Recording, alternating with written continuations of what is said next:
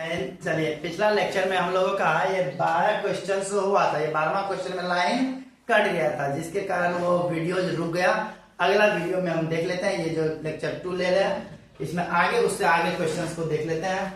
12वां question था रामधारी सिंह दिनकर की पहली कविता प्रणभंग। ये जो पहली कविता इनका प्रणभंग था, जब प्रकाशित हुए तब कितने वर्ष के थे ये लेखक जी, उसमें कितने वर्ष के थे? तो इसमें बताया गया होगा कि ये जो है ना मात्र 26 वर्ष की उम्र थे इनका, है ना। इनका 26 वर्ष की उम्र थे जिस समय इन्होंने प्रणभंग की रचना की थी। प्रणभंग की जब रचना की थी, इसका उम्र कितना थे? 26 वर्ष मात्र थे, है ना। चलिए अगला क्वेश्चन देखते हैं।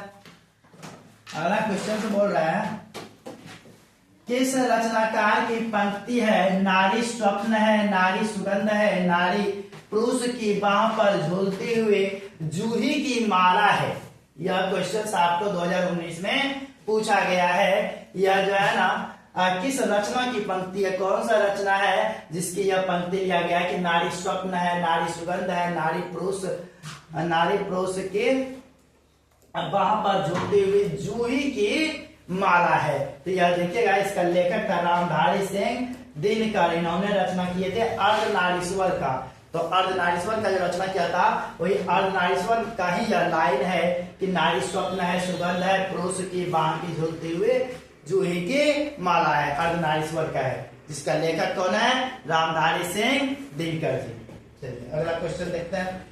अगला क्वेश्चन है, नारी और नर एक ही द्रव्य की ढली दो प्रतिमाएं हैं।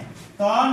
नारी और नर एक ही द्रव्य की दो प्रतिमाएं हैं। यह पंक्ति किस शीर्षक पाठ की है? कौन से पाठ की है? ऑप्शन ए में दिया औषधा नीरा, अर्धनारीश्वर, सिपाही की मां, प्रगीत और समाज।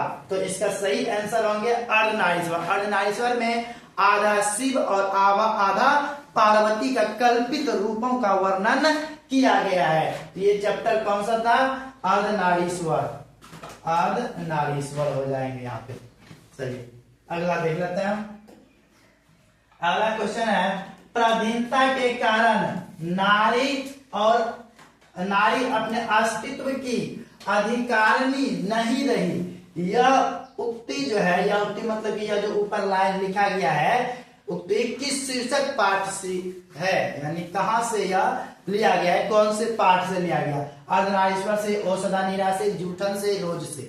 तो आप अगर पढ़े होंगे इस चैप्टर्स को, सुने होंगे, तो उस चैप्टर का नाम है अर्धनारीश्वर चैप्टर है, जिसके अंतर्गत कहा गया है कि पराधीनता के कारण नारी अपने अस्तित्व की अधिकारिणी नहीं रही। वो किस चैप्टर में है? अर्धनारीश्वर में। चलिए अगला क्वेश्चन देखते हैं। अर्धनारीश्वर शीर्षक पाठ में कौन वृंत बन गया? कौन वृंत बन गया?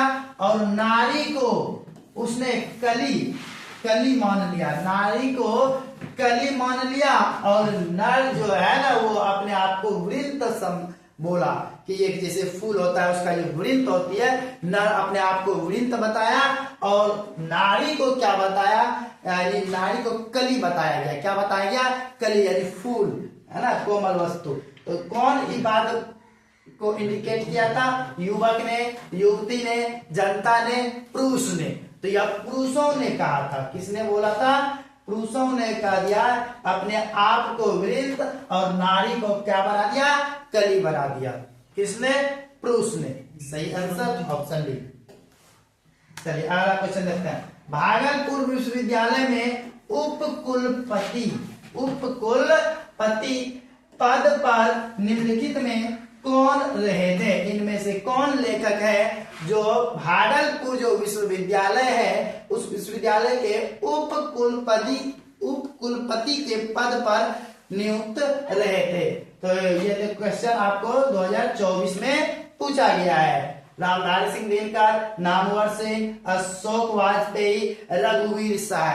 तो इसमें लेखक आपका सही आंसर हो जाएंगे रामधारी सिंह दिनकर जी। ये रामधारी सिंह दिनकर है जो भागलपुर विश्वविद्यालय में उप कुलपति के पद पर नियुक्त हुए थे।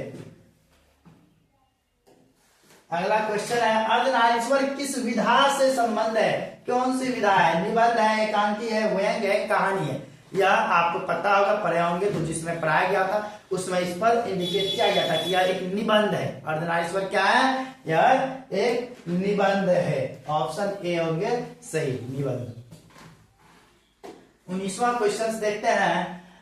परशुराम की प्रतीक्षा, परशुराम की प्रतीक्षा जो शीर्षक है, परशुराम की प्रतीक्षा काव्य कृति किसकी है? मतलब यह परशुराम की प्रतीक्षा कौन लिखा है, ये बात बताना है कि परशुराम की प्रतीक्षा कौन लिखा है, कौन रचना किया है? रामधारी सिंह दिनकर किया है, सुभद्रा कुमारी चौहान की है, या अशोक वाजपेयी, या रघुवीर सहाय? ये चारों में से कौन की है, यह बात को बताना है। तो इसमें से सही आंसर कौन होंगे?